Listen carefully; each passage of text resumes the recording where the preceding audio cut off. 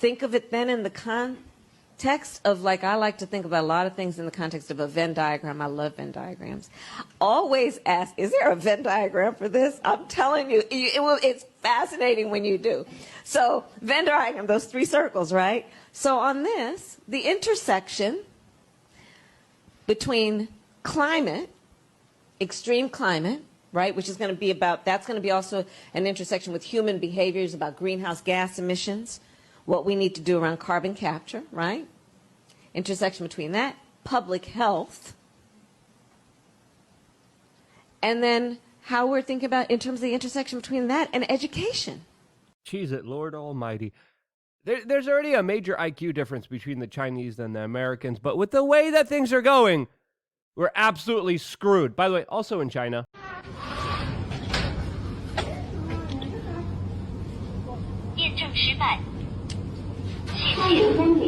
And hey, they did say you will own nothing, have no privacy, and be happy, right? Welcome back, beautiful and amazing human beings. My name's Luke Rudowski here of wearechange.org, and there's an incredible plethora of crazy things happening all around the world, and with the system becoming more desperate, it definitely looks like it is unraveling, especially in the face of a major wake-up call all over the world. This is right now, there's a major protest in Holland going on right now, and a major primetime MSNBC anchor just got the biggest smackdown that you could imagine on national television, as it looks like the official story is unraveling and there is some kind of awakening. We're going to be talking about that plus a lot more. If you like the shirt that I'm wearing, you can get it on thebestpoliticalshirts.com, and the clip that we played in the beginning of this broadcast was originally shared by some kind of a TikTok user that I cannot see here. I don't know who made this video, but if you know who did,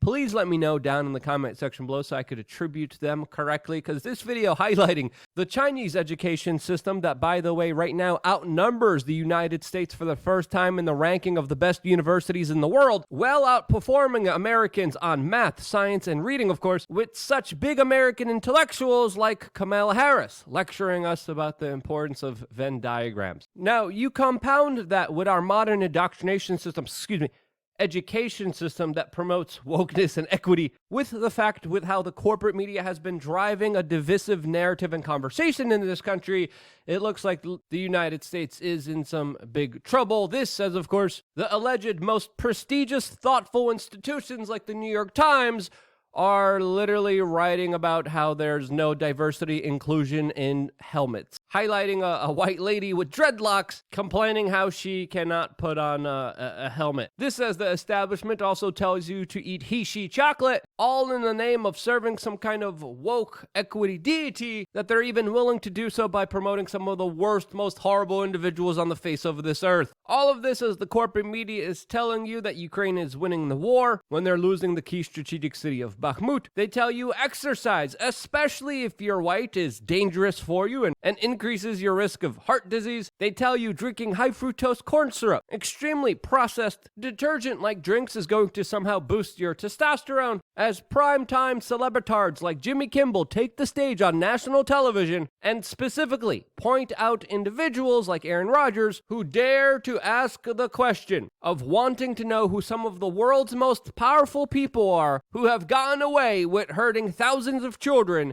in absolutely unspeakable ways, just like Pete Buttigieg's friends did, but in actually way more sinister ways. Now, these comments by Jimmy Kimmel calling Aaron Rodgers a whack job for trying to get justice for the thousands of children that were hurt here by very powerful people that are still walking around freely, especially with the very checkered past of Jimmy Kimmel, is, man,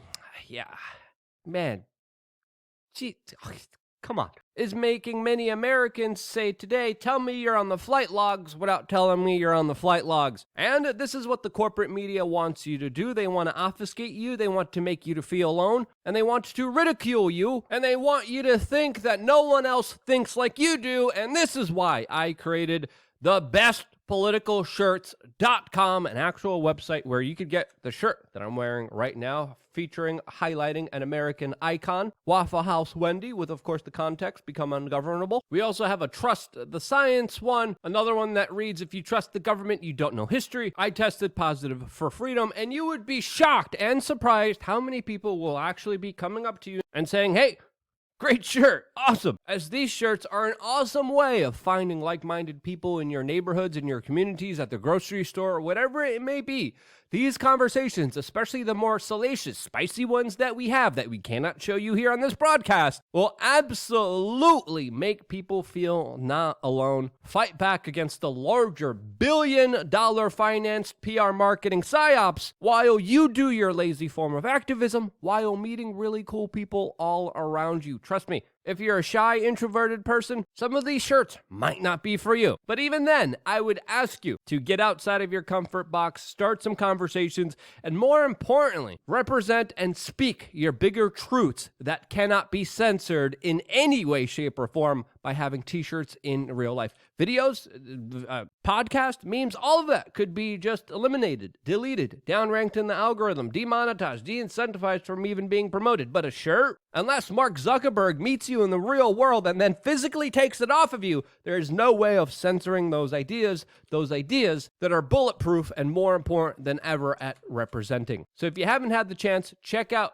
thebestpoliticalshirts.com. Truly a huge plethora of very thought-provoking ideas that more than ever we need to exchange and highlight how people had enough of this bullcrap. And slowly and surely, I think we are getting towards a situation where the lie cannot be contained anymore. As it looks like there is a major pushback against the narrative, the lies, the bullcrap that the American people were put through within the last 3 years, and this is perfectly represented with the larger smackdown that Russell Brand gave to top MSNBC anchor John Hilliman on, of course, The Real Time with Bill Maher show on HBO, highlighting a conversation for the general public that went viral all over social media, especially this weekend, being shared around by many individuals, highlighting how MSNBC is almost allergic to any kind of authenticity or criticism of their pure lies and marketing that they do for the very special business interests that truly have too much power in this world. And it wasn't just this tongue lashing and smackdown that MSNBC got for the general public to see. There's also this video going around that's going pretty viral right now of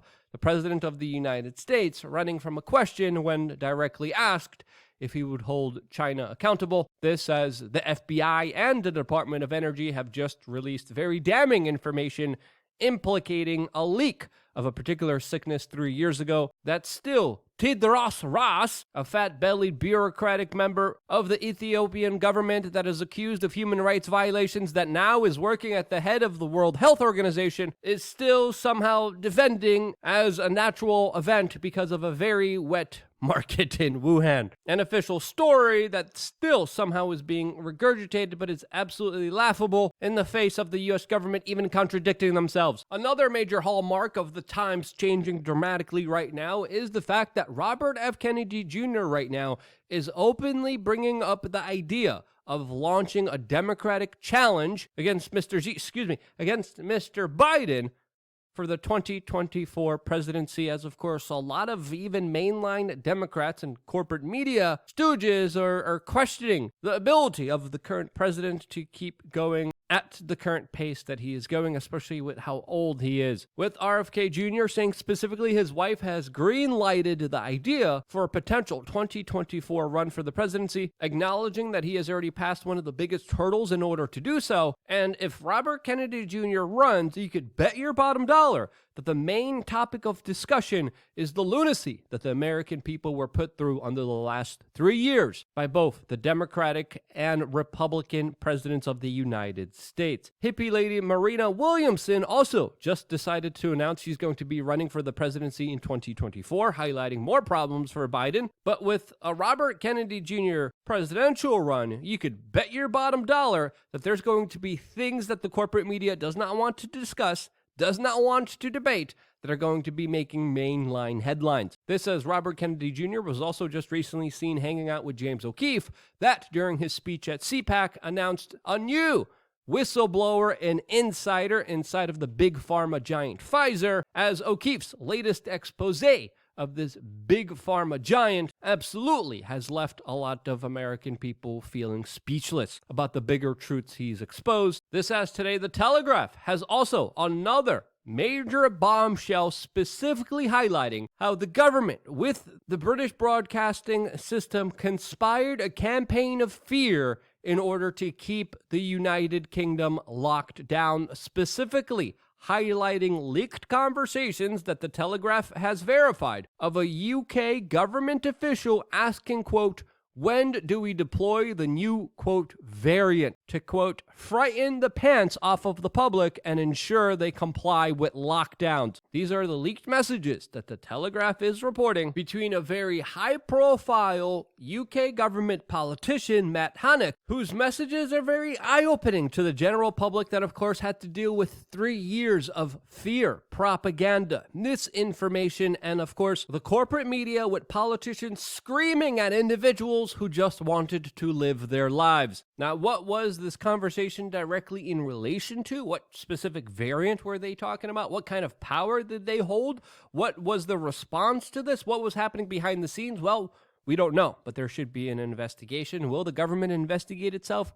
Probably not, and if they do, it's probably a whitewash. And I think the general public understands that, and they should, from the last 3 years, understand that if the government is allowed to break the laws during emergencies, that eventually they'll start creating emergencies in order to break the law, especially when it comes to emergencies that allow them to empower themselves with an incredible amount of authority over human beings. And if we take away anything from the last 3 years, it should be directly that your personal health and well-being is your responsibility, is in your hands, unless, of course, you're being poisoned, which some people would make very specific arguments related to this specific topic as well. And if you agree with that, share this video with your friends and family members. I got a lot more to say about this. I'm going to be saying tomorrow on lukeunfiltered.com. I wouldn't be here if it wasn't for you guys actively watching these videos, sharing them, getting the t-shirts, starting the conversations, and I bet the shirts probably did a lot more to open up the general public's eyes than even some of my videos. So sincerely, thank you so much for participating in this independent media organization. I wouldn't be here if it wasn't for you, and this is why